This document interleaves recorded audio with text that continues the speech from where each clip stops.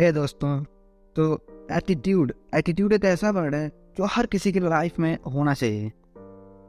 अगर आपकी लाइफ में कोई एटीट्यूड नाम की चीज़ नहीं है तो आप समझ लो कि एक सिर्फ ज़िंदगी जी रहे हैं, काट रहे हैं, अच्छे से आप उसको स्पेंड नहीं कर रहे हैं। तो आज हम आपसे बात करने वाले हैं एटीट्यूड के बारे में। देखिए, अगर आप कभी बनना चाहते हैं, अगर आप किसी पक्षियों की तुलना करते हैं जैसे तोता हुआ, बाज हुआ, तो मैं आपसे यही रिकमेंड करूँगा कि आप अगर बनना चाहते हैं तो बाज बनिए। तोता कभी बनने का प्रयास ना कीजिए, क्योंकि तोता जो है वो उड़ता बहुत कम ऊंचाई तक है बट बोलता बहुत ज़्यादा है। और आप बाज को देख लीजिए, बाज बोलता बहुत कम है और उड़ता बहुत ज़्यादा ऊंचाई तक है।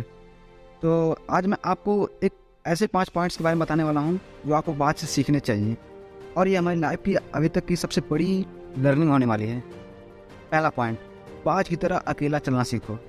बाज अकेला हमेशा उड़ता है, बाकी पक्षियों के मुकाबले वो ज़्यादा ऊंचाई पर भी उड़ता है। बाज अकेला नहीं उड़ेगा तो वो बाज का उसका नाम होने का कोई मतलब ही नहीं है। बाज को आप देख लो, वो कभी भी चिड़ियों के साथ, छोटे पक्षियों के साथ कभी नहीं उड़ेगा। बाज जब भी उड़ेगा या तो अकेले उड़ेगा या तो सिर्फ बाज के साथ ही उड़ेगा।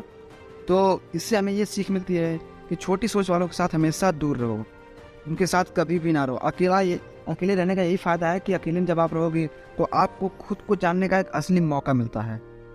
दूसरा पॉइंट, बाज की तरह अपने लक्ष्य पर ध्यान दो। बाज का विजन बहुत ज़्यादा क्लियर होता है, वह बहुत ज़्यादा स्ट्रांग होता है।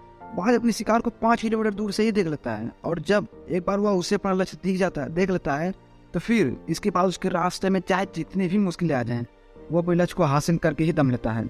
इससे भी हमें एक बहुत बड़ी सीख मिलती है कि अपना विज़न हमेशा क्लियर रखो और उसे हासिल करने के लिए हर कोशिश संभव करो। फिर चाहे कितनी भी मुश्किलें आपके रास्ते में आए, आप उन सबको पीछे हटाते चलो बाज की तरह। तीसरा पॉइंट, बाज कभी भी मरी हुई चीज़ें नहीं खाता। बाज कभी भी मरे हुए जानवरों का शिकार नहीं करता, वह हमेशा जिंदा शिकार करता है। तो इससे हमें ये सीख मिलती है कि ये जो हमारा पास्ट है वो मर चुका है, तो अपने उस मरे हुए थॉट्स पर ध्यान मत दो और अपने आने वाली ताज़ी फ्रेश ज़िंदगी पर ध्यान लगाओ। अपने पास्ट की पुरानी यादें तो तुम्हें जो तंग कर रही हैं उन्हें वहीं रहने दो जहाँ उसकी जगह है, और तुम्हारे पास्ट की जगह है अपने वर्तमान में मत लाओ। क्योंकि अगर एक बार तुम्हारा पास्ट जो है तुम्हारे प्रेजेंट में आ गया तो तुम्हारा पास्ट तुम्हें कभी भी तुम्हारे प्रेजेंट में रहने ही नहीं देगा। पास्ट में तुम्हारे साथ कितना बुरा हुआ, क्यों हुआ, ये सब यादें, ये सब थॉट्स जो है मर चुके हैं। तो आप बाज की तरह बनो, कभी भी मरी हुई चीज़ों का शिकार ना करो, कभी भी मरे हुए या पुराने थॉट्स जो हैं उनको अपने माइंड में बिल्कुल भी ना लाओ।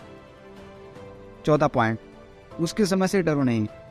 जब आंधी तूफान आती है तो बाज को देख लीजिए, वो कितना ज़्यादा एक्साइटेड होता है। जब बारिश होती है तो सारे पक्षी अपने घोंसले में जाकर छिप जाते हैं, लेकिन बाज को बहुत ज़्यादा मज़ा आता है। जब तेज हवाएं चलती हैं तो बाज उन हवाओं के सहारे और भी तेज़ी से ऊपर की ओर उठता है, और ऊपर उड़ते उड़ते इतना ऊपर उड़ जाता है कि बादलों से भी उसके संपर्क होने लगता है।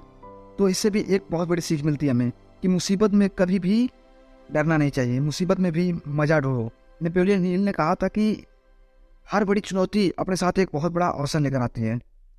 तो उस बाज की तरह आप भी अपने उस अवसर को देखो कि आप अवसर को आपके पास जब आ रही है तो आप उसका सामना कर सकते हैं कि नहीं। आप उस अवसर का फ़ायदा उठाने की भरपूर कोशिश करो।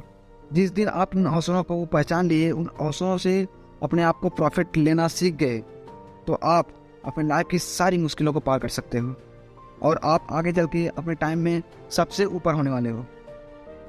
पांचवा पॉइंट, अपने कंफर्ट जोन से बाहर निकलें। बाज अपने घोंसलों से सॉफ्ट घास को हमेशा निकाल देता है ताकि बाज का जो बच्चा होता है वो उसमें कंफर्टेबल ना हो सके, क्योंकि अगर वो घोंसले में कंफर्टेबल हो गया तो फिर वो वही रहना पसंद करेगा। लेकिन बाज एक ऐसा पक्षी है, वो अपने बच्चों के साथ कभी भी नाइंसाफ़ी नहीं कर सकता। वो जानता है कि उनकी जगह कहाँ पर है।